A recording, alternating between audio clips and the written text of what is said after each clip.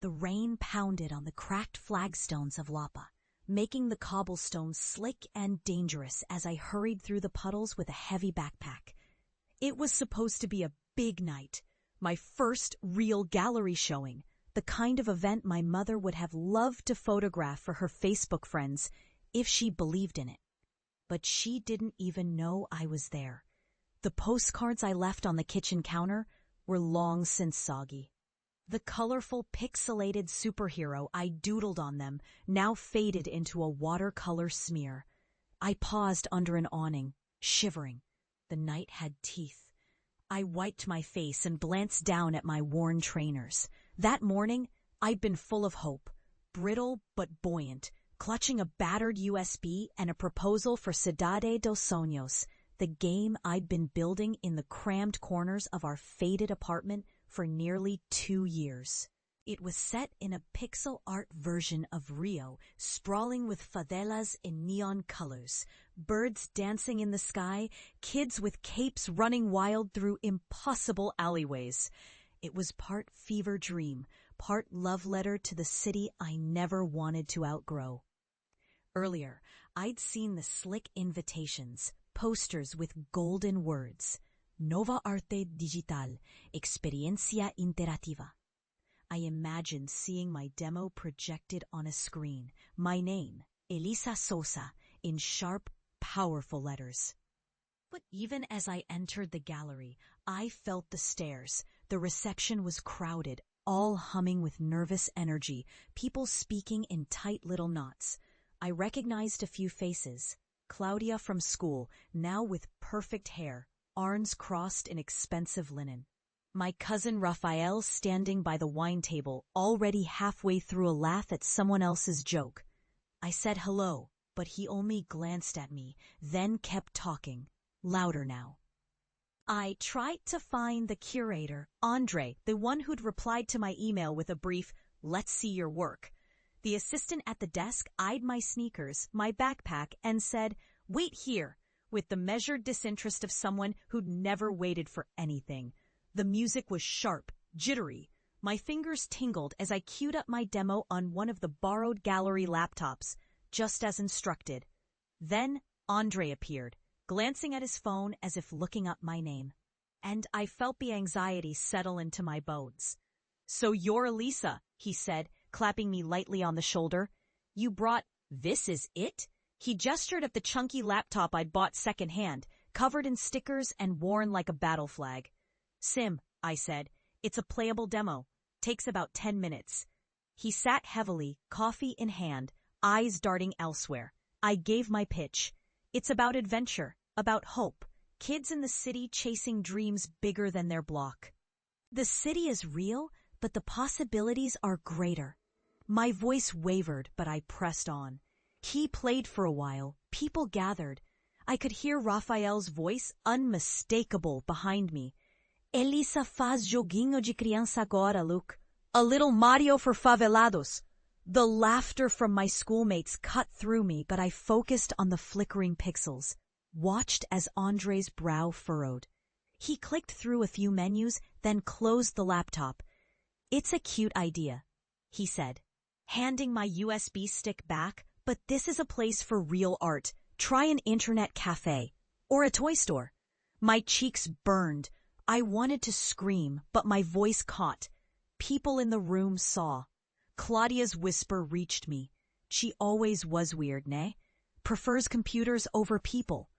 Andre moved on without another word. My game, 2 years of my cracked fingers, long nights, and the hope that maybe someone would finally see. I backed away, grabbed my bag, and left before the downpour could muffle the echo of laughter and the sick punch of Raphael's smile. On the bus ride home, windows streaked with water, I leaned against cold glass and tried to disappear. Through the reflection, I saw myself, eyes hollow, rain dripping from the ends of my tangled hair, shoulders hunched, a game developer, ridiculo. I almost deleted the game that night. I hovered over the files, fingers trembling. Maybe everything they said was right. No one in Rio wanted a game written by someone like me, with no money, no network, just a burning inside me and a relentless hope I could not explain. I left it, unfinished and raw, on the desktop. I slept and dreamt of neon alleys and endless, unjumpable chasms. The weeks after, home was quieter. Or maybe I was quieter, moving through rooms on tiptoe. My mother said, "So, what comes next, Fila?" As if the gallery night had not happened, as if the whole world hadn't seen me fall. I got a job at a cafe by day, learning to make cappuccinos with shaky hands, and wrote code at night. Rio was a beautiful place to hide. Neighborhood kids banged battered footballs against rusty gates. Teenagers in flip-flops laughed, pushing each other in the shade. I felt both invisible and exposed. Sometimes I hid my laptop when family visited. My cousins asked if I'd found real work. My aunt Dona Cecilia would catch my eye and say quietly, "Elisa, por favor, think like an adult. Make something useful. This is just a game." Even so, the dream wouldn't let go. I sharpened my nights to a fine edge and poured it all back in, redrawing the city skyline, animating stray cats, building new levels. I posted my progress on online forums far outside Brazil, desperate for feedback. The replies were slow but kind. One day, a small Canadian indie studio left a comment. "This is beautiful. Are you looking for collaborators?" With them, across time zones and patchy Wi-Fi, I rebuilt. They sent notes, tested, bug-hunted. I learned how to balance a difficulty curve and how to market.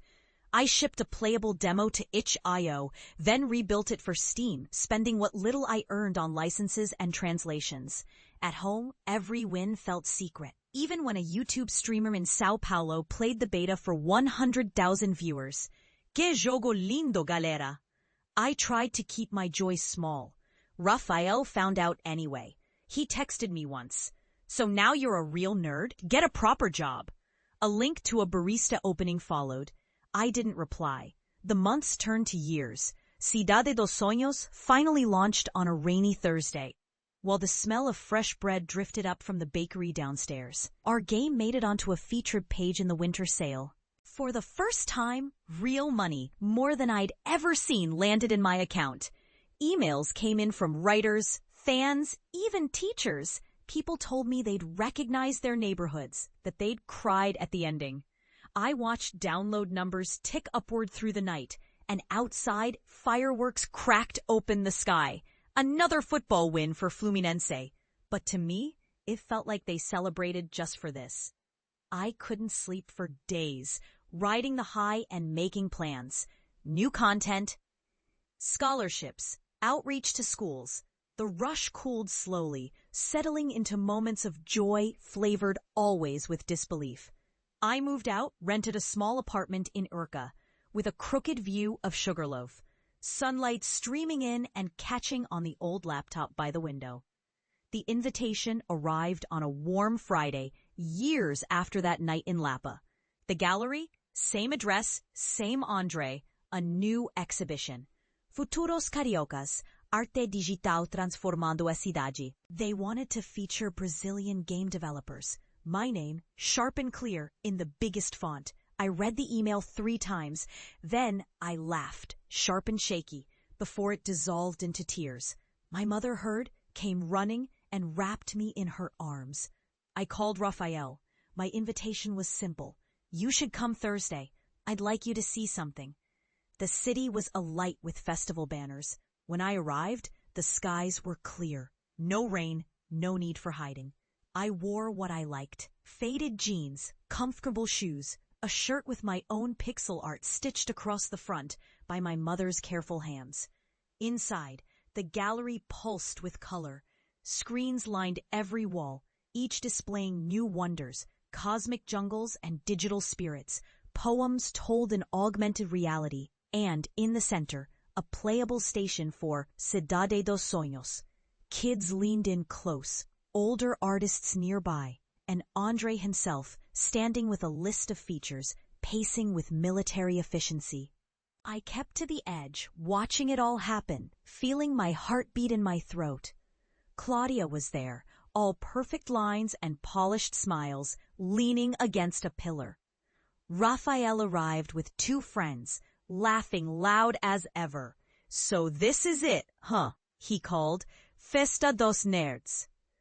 Andre introduced me just as a group gathered by my screen teachers, journalists, students. And here's Elisa Souza, the creator of one of Brazil's most celebrated indie games. He smiled.